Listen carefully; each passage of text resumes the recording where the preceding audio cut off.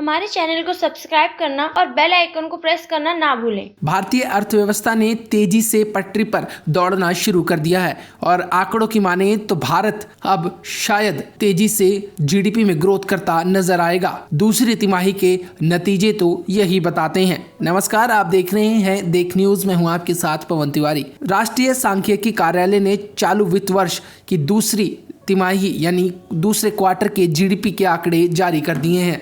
कार्यालय के मुताबिक दूसरी तिमाही में कार्यालय के जारी आंकड़ों के मुताबिक दूसरी तिमाही में भारत ने 8.4% से जीडीपी ग्रोथ की है। हम आपको बता दें कि मोदी सरकार के लिए कोरोना संकट के बीच लगातार दूसरी तिमाही में जीडीपी के जो मोर्चे पर अच्छी खबर आई है। पिछले साल दूसरी तिमाही में जीडीपी ग्रोथ में 7.5% की गिरावट देखने को मिली थी और ऐसे में 8.4% की ग्रोथ भारत सरकार के लिए अच्छे नतीजे और खुशखबरी लेकर आई है।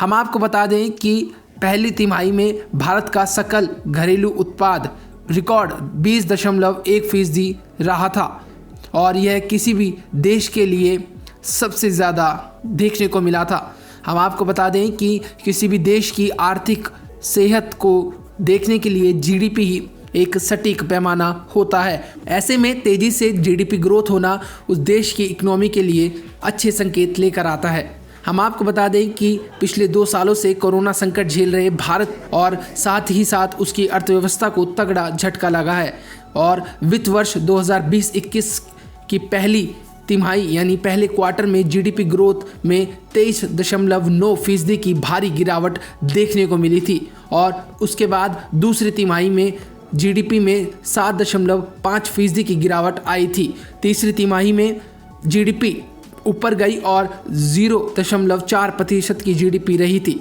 चौथी तिमाही यानी जनवरी मार्च के महीने की जीडीपी ग्रोथ में भारत 1.6% से आगे बढ़ रहा था। वहीं साल 2020-21 के लिए जीडीपी ग्रोथ -7.3 रहा था। ऐसे में अब भारत के लिए ये खबर आ जाना खुशखबरी माना जा सकता है। वहीं तमाम एजेंसियों ने दूसरी तिमाही में जीडीपी ग्रोथ को 7 से 9% के बीच रहने का अनुमान लगाया था। आरबीआई ने दूसरी तिमाही की जीडीपी ग्रोथ के लिए 7.9% का अनुमान लगाया था। वहीं इंडियन रेटिंग्स की माने तो उन्होंने दूसरी तिमाही में जीडीपी ग्रोथ 8.3% होने का अनुमान लगाया था। एजेंसी के मुताबिक पूरे वित्त वर्ष के दौरान भारत की जीडीपी में बढ़त 9.4% तक हो सकती है। अब आपको बताएं तो ICRA ने वित्त वर्ष 2021-22 के लिए दूसरी तिमाही के लिए जीडीपी ग्रोथ का अनुमान 7.9% कर दिया था और ऐसे में अब जीडीपी 8.4% ग्रोथ से होना भारत के लिए अच्छी खबर मानी जा सकती है। अब आपको आगे बताएं कि जीडीपी दरअसल होता क्या है।